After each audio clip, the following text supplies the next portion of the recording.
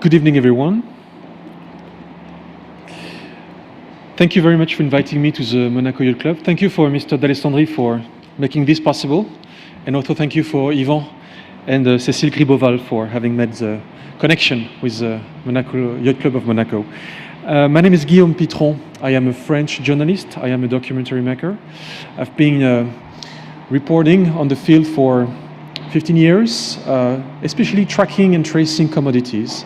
And what I'm going to talk to you about today is a bit provocative, but I'm going to explain to you what the green energy transition, what electrification is made of, which kind of resource this is made of.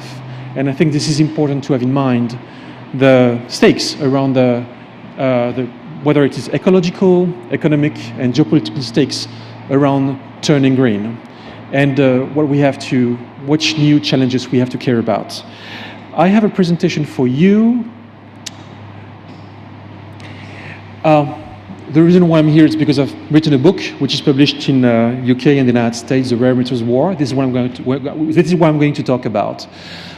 We are experiencing, as you know, an energy transition, whether the COP, whether this is a Green Deal pushed by Ursula von der Leyen, whether it is the return of the United States into the Paris Agreement pushed by new President Joe Biden. We are accelerating towards a post-oil era, and this is a very good news. The transportation industry is very much responsible for CO2 emissions, 14%, and obviously the transport industry is at the core of these efforts being made for turning to a post-oil era. And if we look more precisely at the shipping sector accounts for 2.6% of the world CO2 emissions, and the private boating industry accounts for 1% of these 2.6%, and the yachting industry accounts for 10% of this 1%. So as you can see, the yachting industry is responsible for a tiny amount of CO2 emissions, world CO2 emissions. However, for the 9,000, maybe more, yachts worldwide, when you know that a single yacht can emit up to the equivalent of 17,000 cars of emission of CO2 of 17,000 cars, we know that individually each of us in the yachting industry, in the yachting space, obviously must accelerate the energy transition. But I'm going to get back to this. But first, let me tell you what the energy transition is made of. When we talk about energy transition, the clean technologies such as solar panels, wind turbines, electric cars and electric batteries for the yachting systems are not made of thin air. They don't come out of thin air. They must be produced with minerals which must be mined somewhere. And whether it's base minerals such as copper, aluminium, zinc, iron, but also what we call rare metals. And you have here a list, a cloud of these so-called rare metals, whether it is indium, gallium, beryllium, tungsten, rare earths, which is a specific class of rare metals, scandium. Our clean technologies revolution is not possible without these minerals. Why? Because they have amazing properties, chemical or physical properties, which make these clean technologies possible. And we also call these rare metals, which are called rare because they are much more rare than base metals. Some of them are being called strategic metals because they are used for our strategic industries, and also critical minerals, critical metals. And the EU Commission, the European Commission, is very much aware of how critical some of these materials can be, because there is a risk of shortage of supplies, and mostly we find back these metals, these rare metals that I've listed in front of your eyes in the list of the critical metals of the EU Commission. Clean technologies are made of these metals, strategic, rare, sometimes critical, such as lithium, cobalt, dysprosium, neodymium for most of the electric engines. Copper is not rare, but very important for the energy transition too. So our green world is made of this, and the symbol of this energy transition is obviously the electric car. Basically, when we are moving towards a green world, we are moving towards more and more complex technologies. When you look at what solar panels or wind turbines are made of, well, you find much more commodities than when we used to have some when we used to have a recourse to other former energy technologies in the past centuries. So this is becoming a more complex world because we use these materials in better quantities, in more quantities, in alloys, which make the materials more efficient, and also we use them in much more quantities, in higher quantities. Between 2017 and 2030, only for the electric car industry, the electric car industry will produce so many new electric cars. In 2030, there will be 1,030 million cars in the world, comparing to 3 million back in 2017. Well, the electric car makers already know that we'll have to produce more nickel, more aluminum, more copper, more lithium, more manganese than back in 2017. So on the one hand, we're trying to move away from oil needs, but on the other hand, we will have to dig and use more metals, whether they can be rare, non-rare, strategic, critical for our technologies. Now, the question is, and I'm a journalist, how do we extract these minerals? And where are we going to extract them? Which countries are going to export them? How are we going to make sure we're going to get a hand on the most strategic resources? If we start to understand the energy transition through the bias of these resources, without which we wouldn't make a green world possible, we tend to have a look at the flip side of this green world, and that's what I want to talk to you. I want to talk to you about my field reporter expertise. It's very difficult to talk about being a field reporter after speaking, when I have to speak after the people this morning who were much more adventurous than I am. But obviously, we have to go into mining areas, notably in China, because China is one of the most important providers of these resources. And for example, graphite, which is a very important resource for batteries, electric batteries, is being mined in Heilongjiang, the north of China. And what you see here is screenshot pictures from drone when I was in China 2 years ago of the graphite mines with all the savage dumps which are being created for rejecting the rejections, the waste of the graphite mines. And the graphite powder, as you can see, is everywhere. You need to protect yourself in order to work in the industries, in the refining industries. Otherwise, you can get some obviously sanitary issues. So you can see this powder everywhere. If you don't protect yourself, this is what your hand will look like. You need rare earths also for electric motors, and the rare earths are being mostly extracted in Baotou, in the northwest of Beijing, in Inner Mongolia, and it needs to be refined in this complex. And the water out of the refining process is directly rejected into the nature. And as you can see, it's very impressive to see all this water which is not treated and just directly dumped into the nature with all the sanitary issues that you can imagine around this kind of situations around this kind of landscapes. So that brings me to yes. And before I draw conclusions out of this, we want to refine these technologies. We want to refine these metals when there is a finished product, when the finished product is at its end of its life. But obviously, it's very hard to recycle them because they are being mixed with other minerals into alloys. And if you want to refine them, to recycle them, you have to separate them. And separating them is obviously very time-consuming, energy-consuming, expensive. And usually we don't recycle them, or not that much. So you see all these metals which are being refined, less of half of them, or sometimes not even 1% of them, and most of them are rare metals, critical metals, strategic metals for green energy transition. So very hard to recycle these minerals. What does it mean? What conclusion do you have to draw out of these observations? That first of all, when you talk about green technologies, you always have to remember that there are dirty minerals, dirty metals, for making clean technologies possible. So there is kind of a paradox here that we don't address because the mines are far away and we don't understand that there is this pollution somewhere relocated outside of our borders. The second thing is, when we talk about renewable energies, well, you can make electricity with renewable energies thanks to non-renewable resources. A mineral is non-renewable.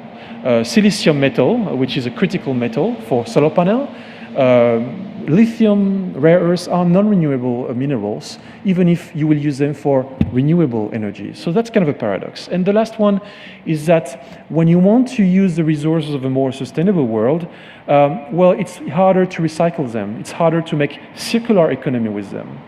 So it's always better than oil and coal, which just disappear in the atmosphere. But still, how to recycle such minerals? Actually, it's very difficult. And it's not because you turn green that you turn circular. It's not because you turn green that you turn low resource. You can be low carbon, but you're not low resource. So that's important to keep this in mind.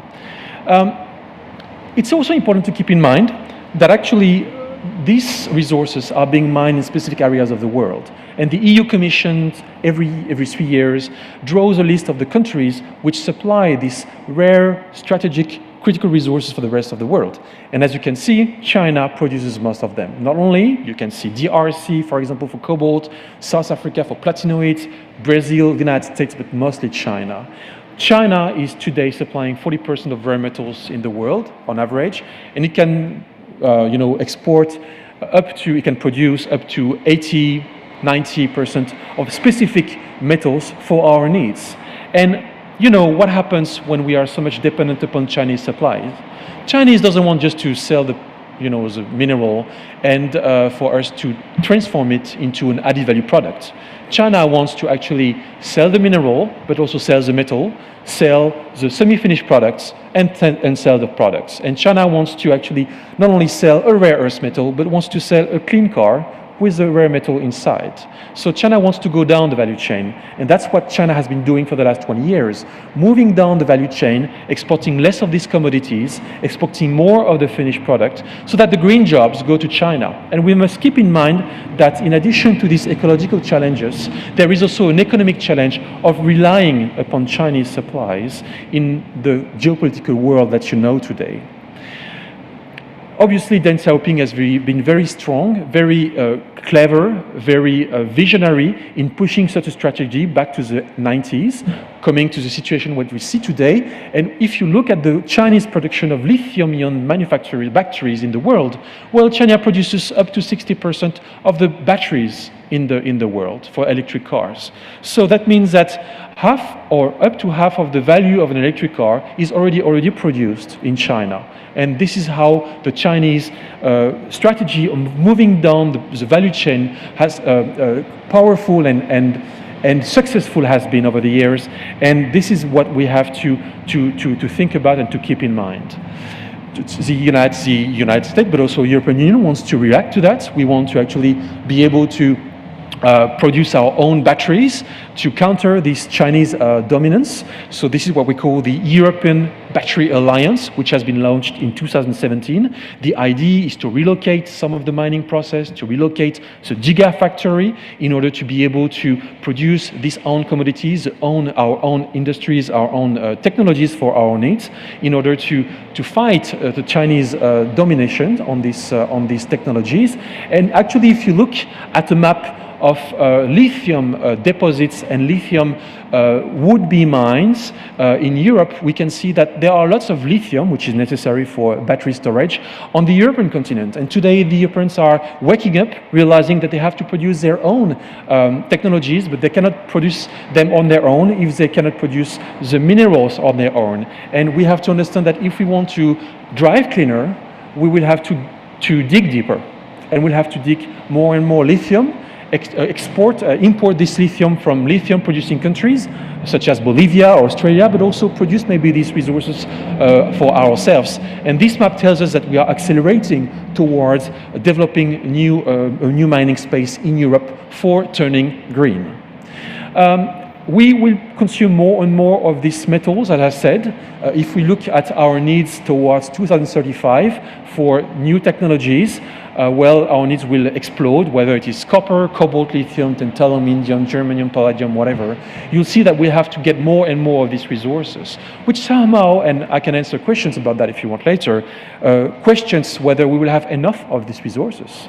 Will there be some shortages of some specific rare, critical, strategic resources for actually making the energy transition possible?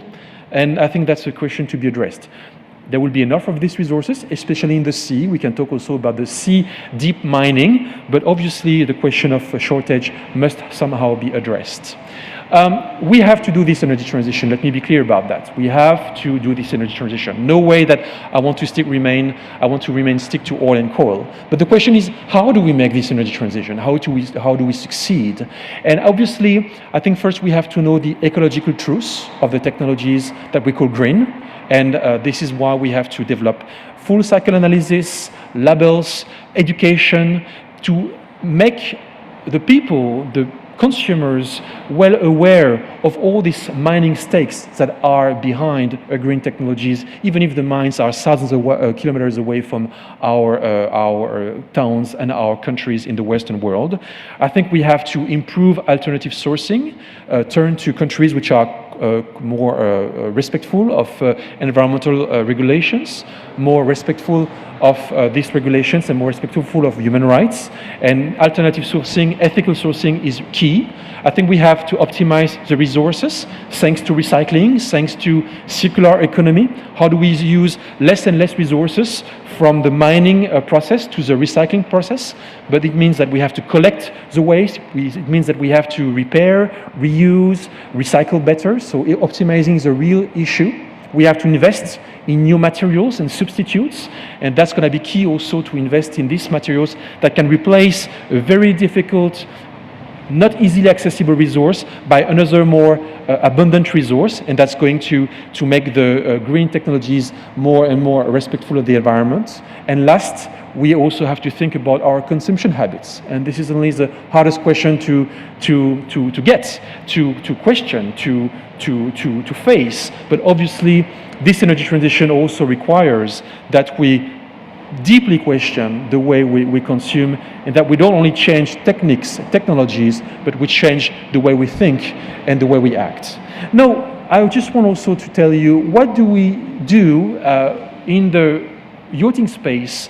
Which kind of energy transition can we spark when we know all this? And I want to enlarge the discussion to actually alternative engine motorizing possibilities, engine possibilities, keeping in mind what we've just said with these clean technologies challenges. But I think first we have to keep in mind that this is a sector which is polluting.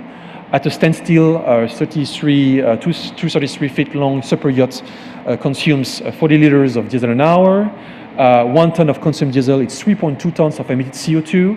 Eclipse, which is the 7th biggest yacht in the world, owned by Mr. Abramovich, it's the equivalent of 17,000 cars, the emission of CO2 of 17,000 cars. So even if this is a small part of the pollution in the world, of the CO2 emissions in the world, the yachting industry, obviously, per each yacht or each individual, is very much polluting. And especially it's very hard to get a precise idea, a precise insight of how polluting this industry is. And sometimes it's very, very hard for me, preparing this conference, to actually get a precise idea with precise figures of the pollution of this sector. But this is obviously an issue. I don't think the awareness is sufficient. I think I've understood that engine development in the last 50 years has not changed that much. Yachting system, yachting industry still remains stick to diesel motors. There is very few recycling. There is not such a mentality change, because obviously the yachting industry is looking for performance. And there is not that much regulation regarding CO2 emissions. Well, not that much, and actually emissions are starting. You know about International Maritime Organization emissions. They are zero emissions 2050. It's not really zero emissions. The IMO wants to divide per two the emissions of the maritime sector towards 2050. France is pushing towards actually achieving 100% reduction of these emissions by 2050, but today we are more at a 50% goal, but this is the direction which is being taken. The C index, obviously, I don't have to reintroduce the C index, but can play a role here. Mandatory installation of electric terminals by 2022 in French port. Only 1% of the parking slots in the ports. 1% will have to be reserved for electric systems, electric boats. But that's a start, but that's what makes things move. Especially, I think it will the transition in the yachting sector will move much more quickly because there will be a growing demand by clients, by owners for cleaner yachts. And this growing demand will be sparked by the risk of bad reputation. I think it will be more and more clear in the general public, by media, by NGOs, that this is a sector which has to change. And I think the reason for the change is, in my view, less regulations, that the pressure by civil society, by media, especially directed towards the yachting industry, for this industry to actually push for some change, even before the regulations will be put in place. And I think the real change will come from this market demand and this social pressure. That's what I believe. So when we know that, what kind of alternative engine can we put in place? It's been mentioned this morning, so some of the things I will say actually were already addressed this morning, but I'll try to add my own viewpoint. What about biogas? What about choosing this renewable energy, almost no carbon intensive? It emits less than almost no particle matters. Easy to product and to deliver because, for example, it can come from the methanization of organic waste and, for example, wasted water. So the infrastructure of wasted waters exists already everywhere. There is no need for digesters. The wasted water tanks can be covered up, and it will spark a natural methanization process. Everything is here, so it's very easy to actually produce and to deliver such kind of biogas, and actually to deliver them to the yachting industry. I will come back to that. It is adapted today to existing oil engines and oil grades. I'll come back to diesel. It requires less engine maintenance because the engines get clogged up less quickly. And it's already used today in the maritime sector. I'm thinking about biogas motors offered by Kongsberg Maritime Group and also by Rolls-Royce Marine Group. The thing is, biogas is consumed much faster than oil, and it will the potential, how can I say, because it gets consumed faster, the potential loss of range for a yacht will be 15% less. You have to change the diesel engine to a biogas, the fuel injection system must be changed and adapted. It's going to cost 10 to 20% of the price of the engine in order to change the digestion system, and obviously it comes with additional cost to make it compatible with biogas. The price of the biogas is the same than oil, and also today the biogas is not produced for a yachting industry. So today the question is that obviously it's hard to make this kind of engine accessible, this fuel engine accessible for the industry today as we see it. I want to turn also to electric engines. The good thing is it doesn't pollute during use. There is no cost obviously for refilling them. May I remind you that if you want to refill a car with an electric car, it will cost you 4 to 5 times less, 5 times more. It will be 4 to 5 times more expensive than if you want to refill an oil car.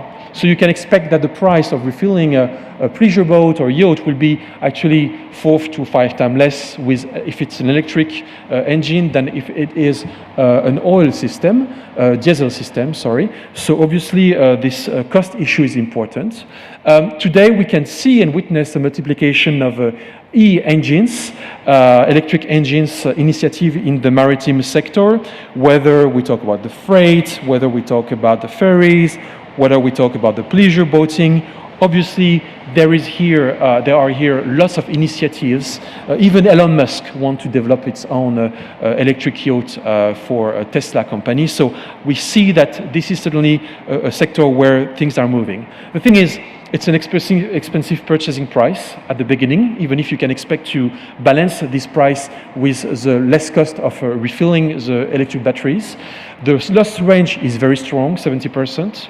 The refill is slow. The electric terminals are expensive to install, and not that many today, as you know, on the French Riviera.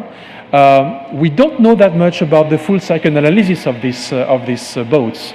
what would be an electric yacht, because once again, you don't have to appreciate if this yacht pollutes when you use it, but if it pollutes when you build the manufacturer, when you manufacture the battery, and when you recycle it. And the full cycle analysis is very hard to do. Actually, it doesn't exist in the yachting industry. It only exists for car industries. So we have to look at the full cycle analysis of cars in order to understand what it would mean if we were applying these kind of technologies to the yachting industry. And today, as you also know, there is no current production of electric engines for the yachting industry. For the pleasure boating industry, yes, but not for the yachting industry, because it's so huge. It's absolutely, the needs for energy is so impressive, so important, so huge, that 100% electric system cannot be sufficient for such kind of boats. I think my view would be that it would be interesting to turn to something which would be a mixture of electric and biogas hybrid systems.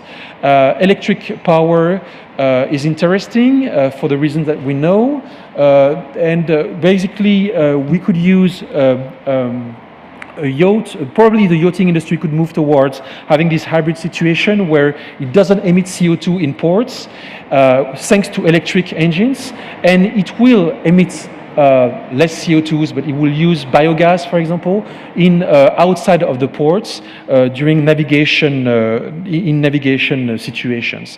And I think this hybrid situation, mixing electric and biogas, but we have also talked about electric and hydrogen, could be interesting, and actually it's something that could be already kind of done now. Certainly, I think the small step policy could actually make us move towards installing these engines, this twofold engine system in the yachting industry in rather the short term or medium term comparing to other solutions.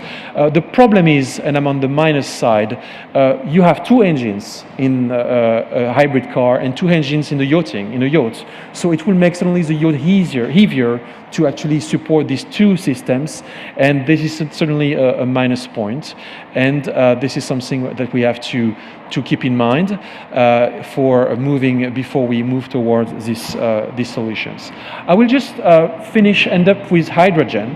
Hydrogen obviously also is an interesting solution. It's been mentioned this morning, but what about hydrogen in the yachting industry?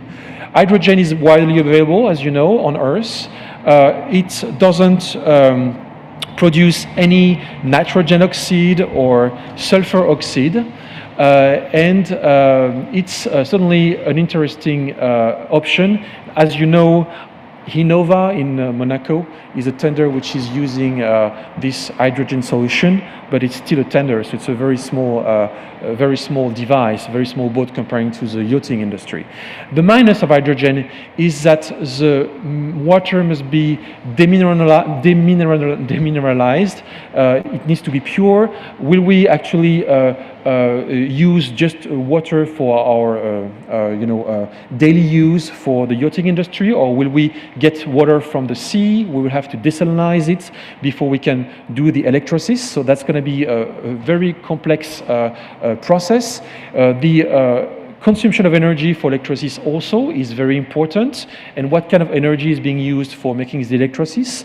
Is this an energy which comes from a coal power plant, an oil power plant, a nuclear power plant, a green farm, a green solar farm? So obviously the hydrogen will be as clean as the electricity which makes the electrolysis possible. And also here there is a wide range of hydrogen, whether it's very clean or very dirty, whether you use non-carbon energy or carbon or a very carbonized energy systems. The terminals are extremely expensive. It can be up to 1 million euros for just one terminal for refilling the hydrogen batteries. So it is something that must be taken into consideration. And today in the yachting industry, it's just out of question to apply this hydrogen solution to the yachting space. So it can be used for very small boats, for pleasure boats, but not for the yachting industry. So we can talk also about other solutions, but within the half an hour of conference that I had with you, I cannot go farther than that. But just telling you that there are lots of solutions. And also I just want to quote Mr. D'Alessandri, because we had a discussion yesterday, and I like Mr. D'Alessandri's quote that if the yachting industry cannot do the energy transition, who will be able to? I think there is kind of a paradox here, because on the one hand, it's very technically difficult to make the energy transition happen in the yachting industry, much more than in other sectors of the maritime space. But on the other hand, this is where there are the financial capabilities to find new solutions. And if we cannot make it once again in the yachting industry, who will be able to do it? I think the yachting industry holds a tremendous responsibility to push towards these solutions. And I believe also we must come towards a situation where the navigation industry is not an example for the yachting space as it is today, but where the yachting space becomes an example for the navigation world to turn into new alternative engine solutions for this transition. Thank you very much.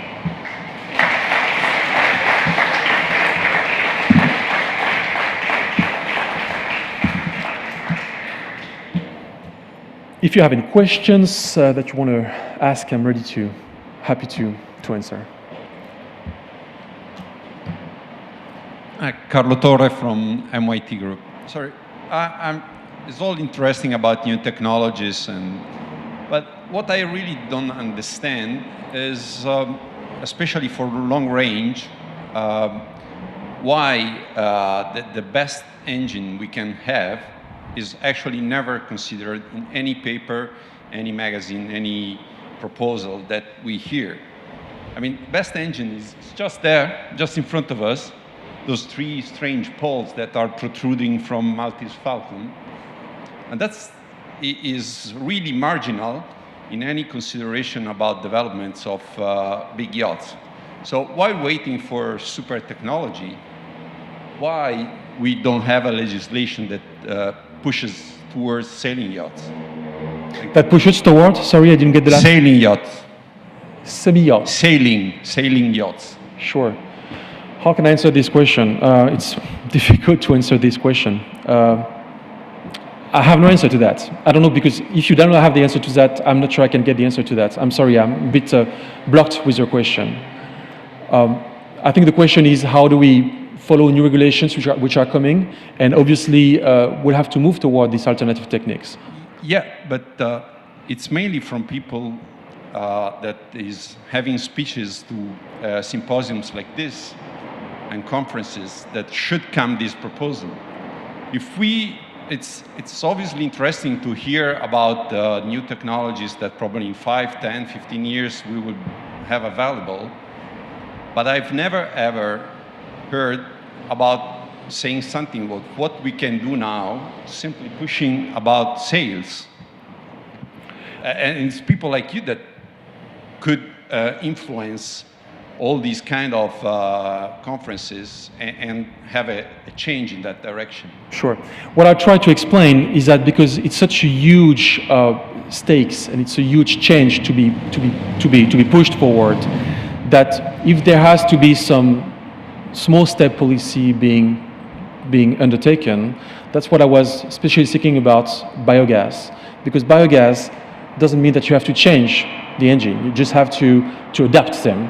And in my view, that is probably the easiest step to follow in order to not completely reinvent the whole space, but in order to make it actually adapted very quickly, tomorrow if you want, in order to progressively adapt to this energy transition. That's what I was specifically insisting at the beginning of my speech, with this specific solution, which in my view is the shortest possible solution in order to progressively move without having to change all the engine systems. Yeah.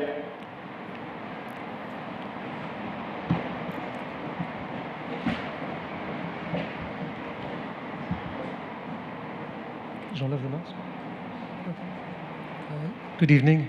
Well done for covering so much territory in such a short period of time. Rare earth, different solutions. One of the areas that I was wondering about is how to improve the machines that we have, is there a lot of progress being made in the efficiency and the productivity and this perhaps making lighter, smaller engines that are already available, such as diesel engines? Or I know the US Navy and the Air Force tried to use some kind of a biogas to move its aircraft carrier for a couple of years. That kind of crashed because it was too expensive. But perhaps making the engines a little different. Is there a lot of work going on in that direction?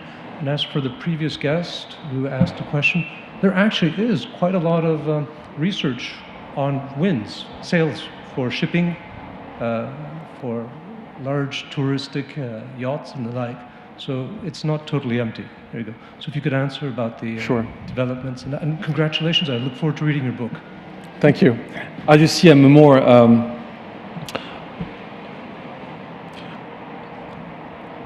I will have troubles telling you precisely how the engines are getting lighter. It's going to be some things that I'm not specifically aware of.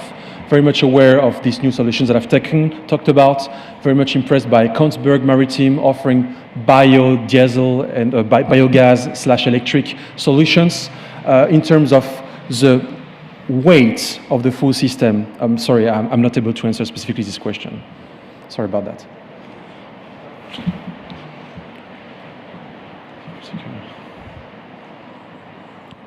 Thank you very much, especially for the work you've done on covering rare materials and what it costs to mining and exporting them. And you've touched a little bit on the capacities that we still have left of them, and you said that we can get back to them in questions. So, if I understand correctly, if we would need to compare the resources that we have available in terms of oil, coal, and anything that's carbon intensive, if we compare that to the resources that we have available in terms of rare metals. So the rare metals, we have much more left, correct? Actually, I think it's interesting to keep in mind that when we want to move to electric devices, that it's going to spark new challenges. And rare metals are not rare because we can find them everywhere on Earth, even on the depths of the oceans. But obviously, the more we'll have to dig for these resources for making clean technologies and electric batteries possible, the more we're going to have to dig deeper, use more energy. It's going to cost more. And this is where it becomes a problem. There's not going to be any geological scarcity because there are so much of them everywhere. So the question of scarcity will not be addressed from a pure geological standpoint, but it's going to cost more, and it's going to necessitate more and more energy needs for actually extracting them. So the big question will be, how do we recycle them?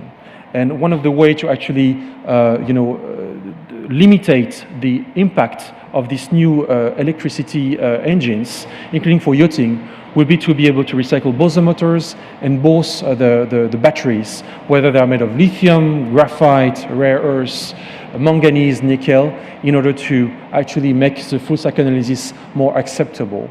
So this is going to be a very important point to be addressed. But in terms of scarcity, there will not be scarcity from a geological viewpoint.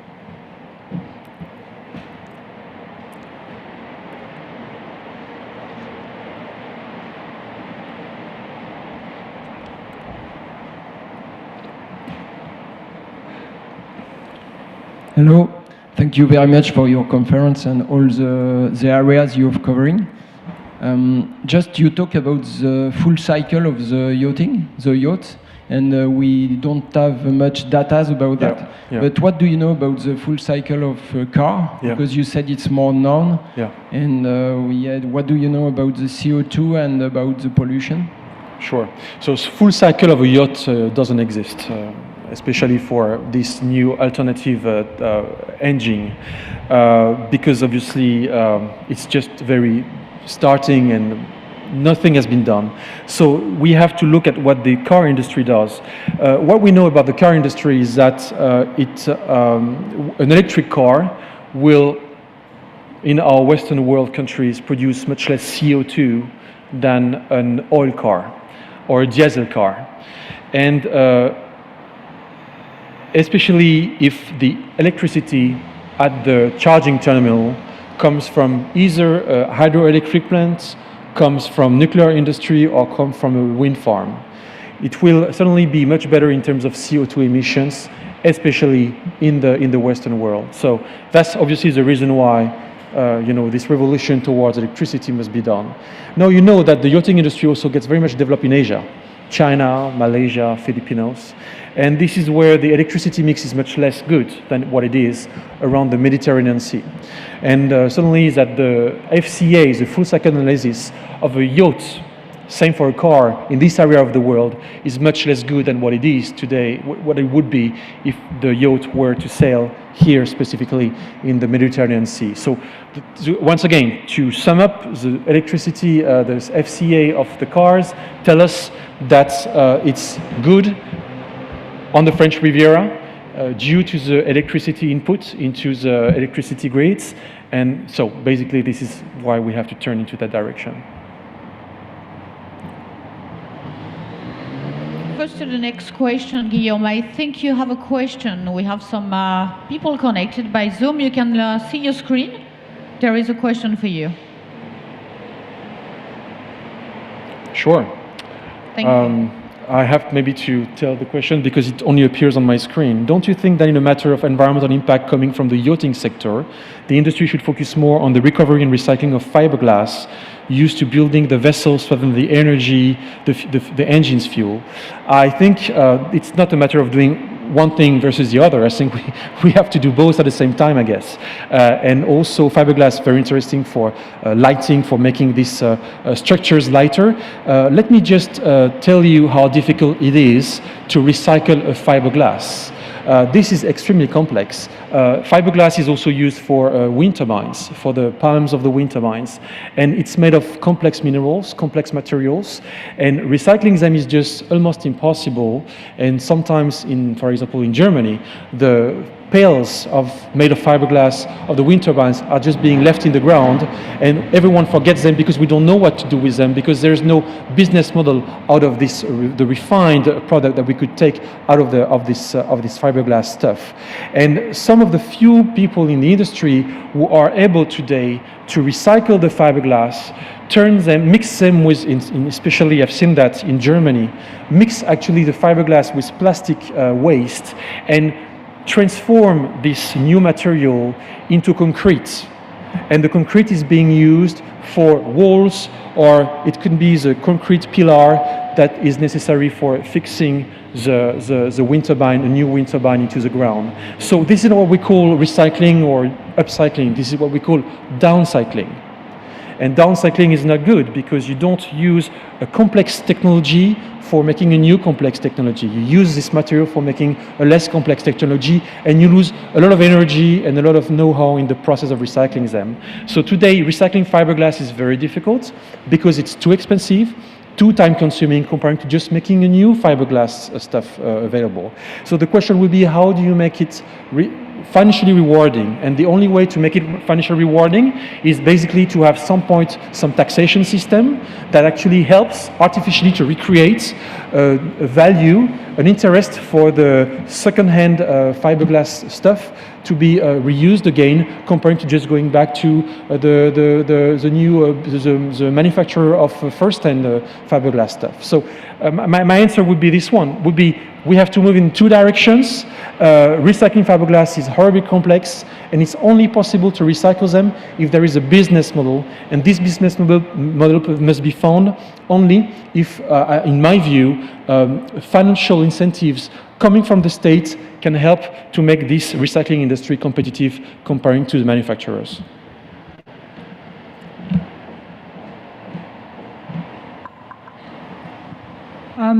I know your book has been quite a good success in the world. In how many languages has it been translated? I know also that you've been quite hurt after the emission of a reportage on TV because you've been threatened by some lobby. Maybe can you tell us a bit about that? And do you have any subject you are working on for the future? I published a book which actually was turned into a TV documentary recently, and obviously what I've been explaining, that green is not really green, didn't make many people happy. And obviously it can create some tensions, especially on social networks. I believe I may have to deal with some lobbies, but you know, that's just life. So you have to accept this kind of situation with a lot of distance and loftiness, and remain relaxed. Otherwise, you don't keep with your job. And as a journalist, I keep working, and I'm about to publish the second book in September. I'll tell more about it in a couple of weeks. Thank you, Guillaume. Thank you, Cécile, as well. Guillaume, you have another question by Zoom.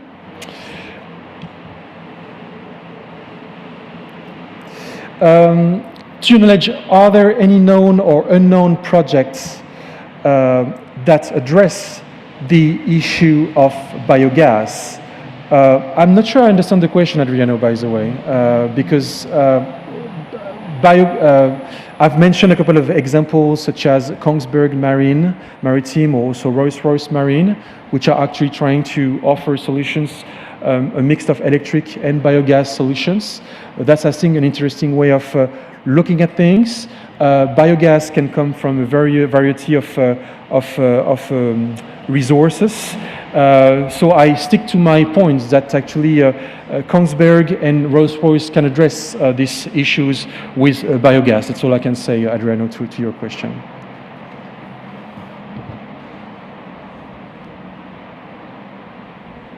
Thank you. There is no more question by Zoom. Maybe here another one. Come on, don't be shy. Espen?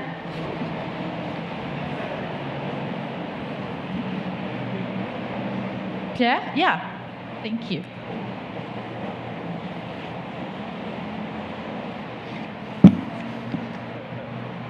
Good evening, Espen Oino. Thank you for highlighting all the sometimes overlooked aspects of the green way we're all wishing to take. Issues you raised are not often mentioned when we talk about it.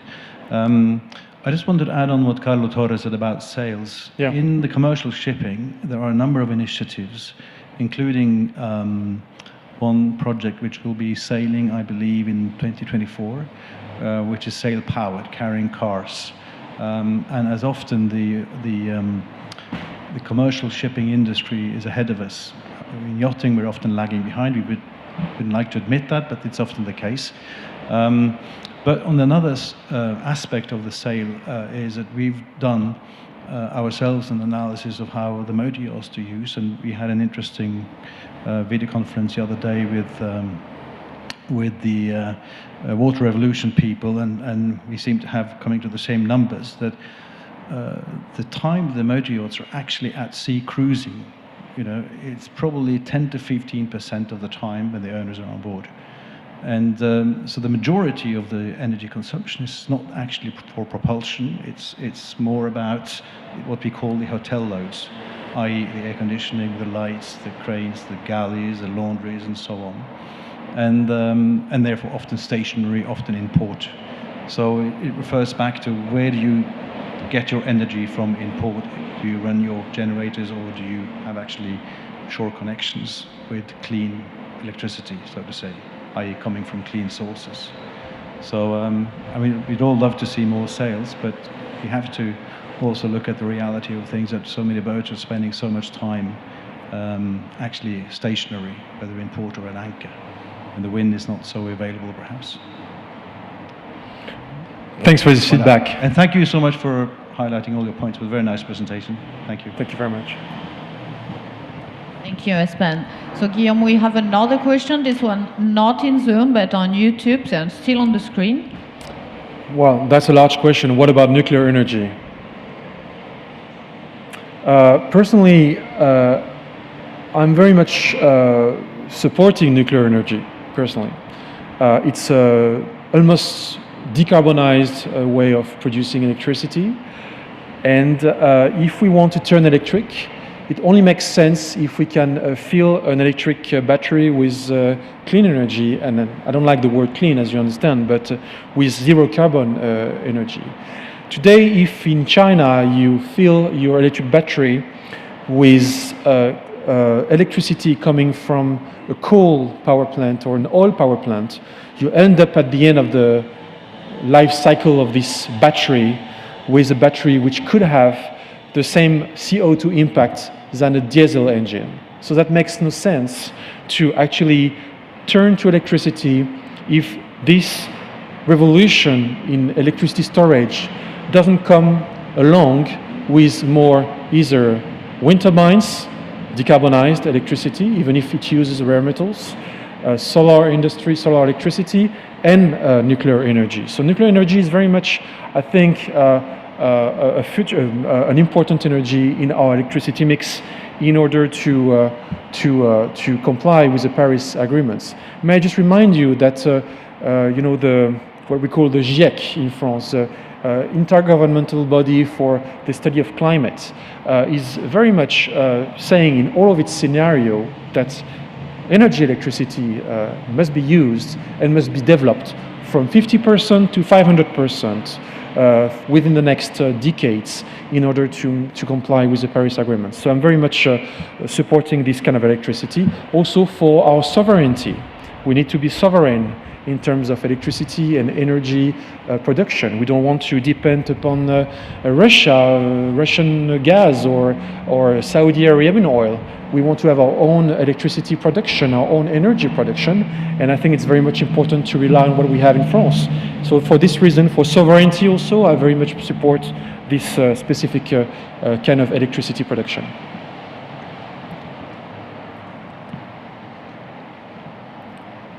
No more question on Zoom, no more question on YouTube. Maybe the last one here.